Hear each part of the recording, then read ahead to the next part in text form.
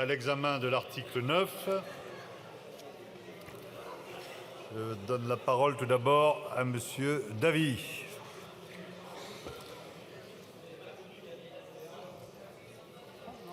Monsieur Davy, vous avez la parole, je vous en prie. Merci, Monsieur le Président. Alors maintenant, on va parler de médicaments. On lit dans l'annexe que les modifications prévues par cet article sont très attendues par le secteur. En l'occurrence, le secteur, c'est les labos pharmaceutiques. Alors, moi, je trouve quand même que vous avez une réactivité à géométrie variable, parce que quand les soignants tirent la sonnette d'alarme et se mettent en grève pour protester contre les budgets austéritaires, vous ne répondez pas très rapidement. Bon. Mais dès qu'il s'agit des laboratoires pharmaceutiques, à la moindre demande, voilà que vous leur offrez un article au PLFSS pour les rassurer sur les montants de leurs contributions. C'est peut-être pour gérer leur anxiété fiscale, non, c'est ça ? Alors votre attention, et je le note, quand même proportionnelle à la taille du portefeuille. Bon. Sur le fond, votre article 9 propose essentiellement des rustines sur un système qui est à bout de souffle. Vous proposez de modifier des détails techniques sur les modalités de calcul d'une hypothétique contribution des laboratoires à l'horizon 2026, surtout pour protéger leurs profits. Les pénuries de médicaments ont explosé depuis l'arrivée au pouvoir de Emmanuel Macron. C'est vraiment l'anxiété pour les familles. Et en même temps, les super profits, comme par hasard, des industries pharmaceutiques ont aussi explosé. Alors, plutôt que des rustines, chers collègues, il faudrait qu'on discute du fond. Il est temps d'engager une réelle réflexion sur les modalités de fixation des prix du médicament et des dispositifs de santé. Jusqu'aux années 90, l'État fixait les prix en fonction des coûts de production et d'un taux de profit raisonnable. Depuis, les prix sont négociés avec les entreprises qui délaissent les médicaments essentiels pour se concentrer sur des produits innovants qu'elles peuvent vendre extrêmement cher.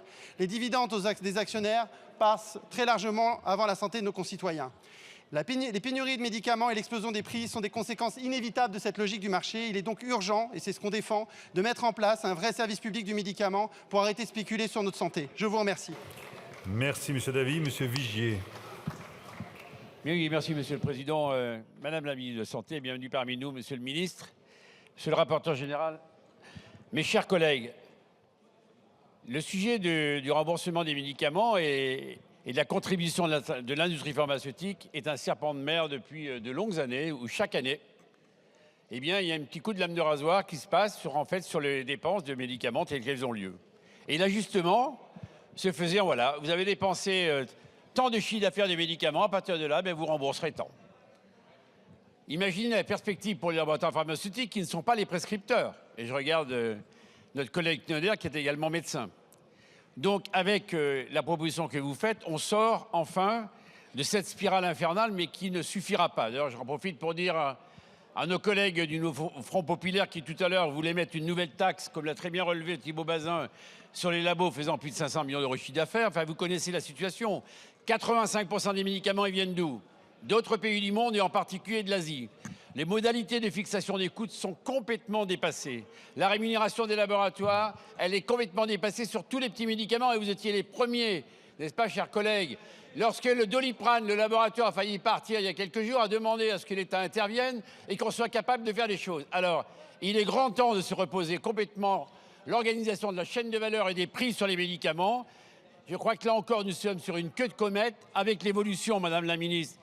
Ça va dans le bon sens. Donnons-nous l'année 25 pour aboutir, mais on ne pourra pas rester sur ce modèle-là. Les ruptures seront toujours plus grandes et les stocks insatisfaisants.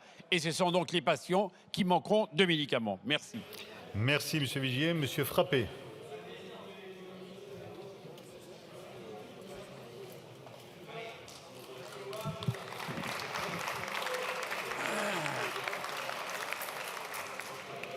Monsieur Bazin qui s'est inscrit. Monsieur Bazin s'est inscrit. Merci, Monsieur le Président. Mes chers collègues, excusez-moi, j'ai oublié Madame la Ministre, Monsieur le Ministre, Monsieur le Président de Commission et Monsieur le rapporteur général. Cet article 9 vise à réguler les dépenses de santé en imposant une contribution aux entreprises du secteur dès lors que les dépenses dépassent un seuil. Bien que cette mesure fasse appel à la responsabilité des acteurs, elle suscite de nombreuses inquiétudes, notamment pour nos laboratoires de génériques qui sont essentiels à notre souveraineté sanitaire. La clause de sauvegarde, déclenchée dès le dépassement du plafond de dépenses, risque de pénaliser les entreprises qui produisent en France et en Europe. Ces laboratoires qui fournissent des médicaments à marge faible et assurent l'équilibre de notre système de santé font face à des contraintes financières croissantes qui menacent leur viabilité. Les exclusions de TVA pour les dispositifs médicaux et les contributions adaptées pour certains médicaments sont des avancées, mais cette clause de sauvegarde reste un frein à la stabilité de nos industries et augmente une dépendance envers des fournisseurs étrangers. Cette clause doit donc être adaptée pour nos entreprises qui respectent déjà les exigences de remboursement et participent à l'autosuffisance médicale. La priorité doit maintenant être de protéger l'industrie pharmaceutique. Je vous rappelle enfin que le monde envie nos entreprises et notre savoir-faire avec par exemple la vente inachevée de Biogarant ou la vente bradée de Doliprane qui est en train de filer entre les mains des Américains.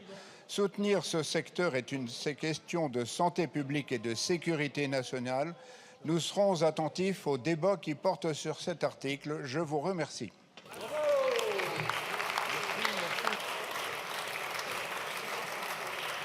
Merci. Je vous informe que sur le vote de l'amendement 1640, je suis saisi par le groupe Horizon et Indépendants d'une demande de scrutin public. Le scrutin est annoncé dans l'enceinte de l'Assemblée nationale. Monsieur Bazin, vous avez la parole.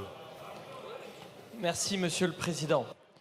Nous partageons ici l'objectif de souveraineté sanitaire, de souveraineté médicamenteuse. On l'a bien vu avec la crise de la Covid, la difficulté d'obtenir des masques, la difficulté d'obtenir des tests, la difficulté d'obtenir des masques. On doit en tirer les leçons. Alors, comment créer les conditions de cette souveraineté? Il faut à la fois maîtriser nos dépenses tout en favorisant la production sur notre sol.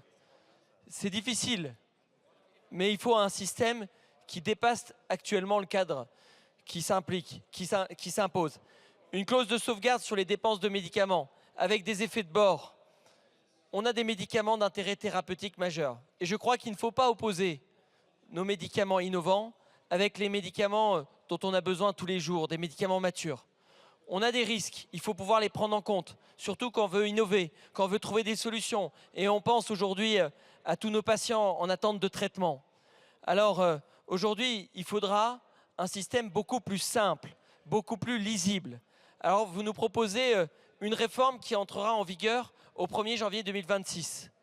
Il va falloir ne pas se tromper, de manière à ce qu'on puisse avoir un cadre stable afin de pouvoir continuer à investir dans notre pays, mais surtout avoir cet environnement favorable à même d'assurer l'accès aux médicaments. Parce que c'est bien là ce qui se joue aujourd'hui, c'est qu'on peut cracher sur les laboratoires pharmaceutiques, mais on en a cruellement besoin si on veut demain avoir accès à ces médicaments. Aidons-les, soutenons-les avec exigence, en maîtrisant nos dépenses publiques, mais surtout en faisant en sorte qu'on ait accès à tous les médicaments sur l'ensemble de notre territoire. Merci. Nous allons donc passer maintenant à l'examen des amendements sur cet article 9.